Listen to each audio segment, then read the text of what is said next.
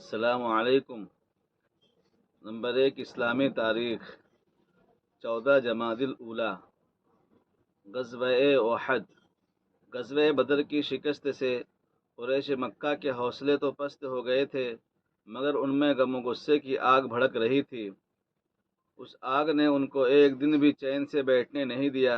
1 سال تو انہوں نے کسی طرح گزارا، لیکن سن 3 ہجری میں ابو سفیان نے مکمل تیاری کے ساتھ 3000 کا لشکر لے کر مدینہ کے باہر احد پہاڑ کے پاس پڑاؤ ڈالا۔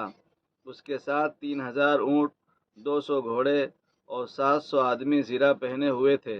رسول اللہ صلی اللہ علیہ وسلم شوال سن 3 ہجری میں نماز جمعہ ادا کر کے 1000 مسلمانوں کو لے کر احد کی طرف روانہ ہوئے، مگر عین وقت پر منافقوں نے دھوکہ دے دیا اور عبداللہ بن ابی اپنے 300 آدمیوں کو لے کر واپس ہو گیا۔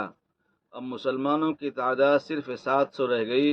احد کے مقام پر لڑائی شروع ہوئی اور دونوں جماعتیں ایک دوسرے پر حملہ آور ہوئیں۔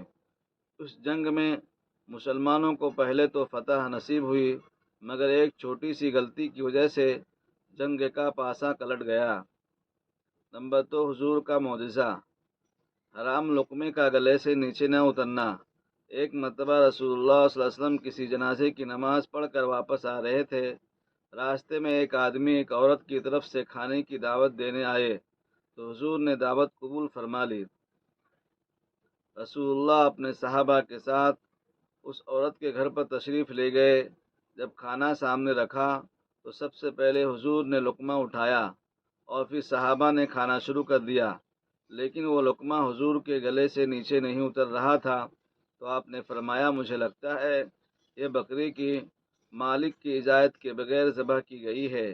چنانچہ خود اس عورت نے بتلایا، یا رسول اللہ، میں نے ایک آدمی کو مقام وقی بھیجا تھا جہاں منڈی لگتی ہے، لیکن بکری نہیں ملی، تو میں نے اپنے پڑوسی آدمی کے پاس بھیجا، مگر وہ آدمی گھر پر نہ تھا، تو پھر میں نے اس عورت کے پاس بھیجا تو اس نے وہ بکری اپنے شوہر کی اجازت کے بغیر دے دی۔ حضور نے فرمایا، یہ کھانا قیدیوں کو کھلا دو۔ نمبر 3، ایک فرض کے بارے میں، قضا نماز کی ادائیگی۔ رسول اللہ نے فرمایا، جو کوئی نماز پڑھنا بھول گیا یا نماز کے وقت سوتا رہ گیا، اس کا کفارہ یہ ہے کہ جب یاد آ جائے اسی وقت پڑھ لے۔ فائدہ: اگر کسی شخص کی نماز کسی عذر کی وجہ سے چھوٹ جائے یا سونے کی حالت میں نماز کا وقت گزر جائے تو بعد میں اس کو پڑھنا فرض ہے۔ نمبر 4، ایک سنت کے بارے میں، سونے سے پہلے کی دعا۔ رسول اللہ صلی اللہ علیہ وسلم جب سونے لگتے تو یہ دعا پڑھتے، اللہم بسمک اموت و احیا، اے اللہ میں تیرے ہی نام سے مرتا ہوں اور جیتا ہوں۔ نمبر 5، اچھا مسلمان۔ حضرت ابو موسیٰ رضی اللہ تعالیٰ عنہ نے رسول اللہ صلی اللہ علیہ وسلم سے پوچھا، سب سے اچھا مسلمان کون ہے؟ آپ نے فرمایا، وہ شخص جس کی زبان اور ہاتھ سے مسلمان محفوظ رہیں۔ نمبر 6، ایمان کو جھٹلانا۔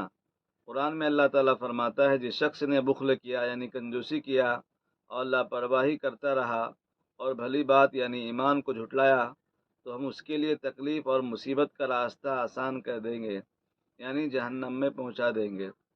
نمبر 7، دنیا کے بارے میں، قرآن میں اللہ تعالیٰ فرماتا ہے، تم لوگوں کو جو کچھ دیا گیا ہے وہ صرف دنیاوی زندگی میں استعمال کی چیزیں ہیں، اور جو کچھ اجر و ثواب اللہ کے پاس ہے وہ اس دنیا سے کہیں بہتر اور باقی رہنے والا ہے،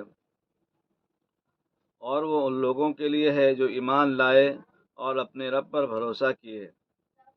نمبر 8، آخرت کے بارے میں، رسول اللہ نے فرمایا، جب جنتی جنت میں چلے جائیں گے اور جہنمی جہنم میں چلے جائیں گے تو اللہ تعالیٰ فرمائے گا، جس کے دل میں رائے کے دانے کے برابر بھی ایمان ہو اسے بھی جہنم سے نکال لو۔ چنانچہ ان لوگوں کو بھی نکال لیا جائے گا جن کی حالت ہوگی کہ وہ جل کر انتہائی کالے ہو گئے ہوں گے۔ ان کے بعد ان کو نہر حیات میں ڈالا جائے گا تو وہ اس طرح نکل آئیں گے جیسے دانہ سیلاب کے کوڑے میں کھاد اور پانی ملنے کی وجہ سے اگ جاتا ہے۔ نمبر 9، طب نبوی سے علاج۔ بیماروں کو زبردستی نہ کھلانا۔ رسول اللہ صلی اللہ علیہ وسلم نے فرمایا، اپنے بیماروں کو زبردستی کھلانے پلانے کی کوشش نہ کرو، کیونکہ خدا تعالیٰ انہیں کھلاتا پلاتا ہے۔ نمبر 10، رسول اللہ صلی اللہ علیہ وسلم نے فرمایا، تم میں سے جو شخص کسی برائی کو دیکھے تو اسے اپنے ہاتھ سے روکے، اور اگر اس کی طاقت نہ ہو تو اپنی زبان سے روکے، پھر اگر اس کی بھی طاقت نہ ہو تو دل سے اس کو برا جانے، اور یہ ایمان کا سب سے کمزور درجہ ہے۔ اللہ تعالیٰ ہم سب کو عمل کی توفیق عطا فرمائے۔ آپ سے گزارش ہے کہ آپ ہمارے اس پیغام کو شیئر کریں، سبسکرائب کریں، لائک کریں، اور اپنی قیمتی باتوں سے ہمیں کمنٹ باکس میں ضرور نوازیں۔ جزاک اللہ خیرہ۔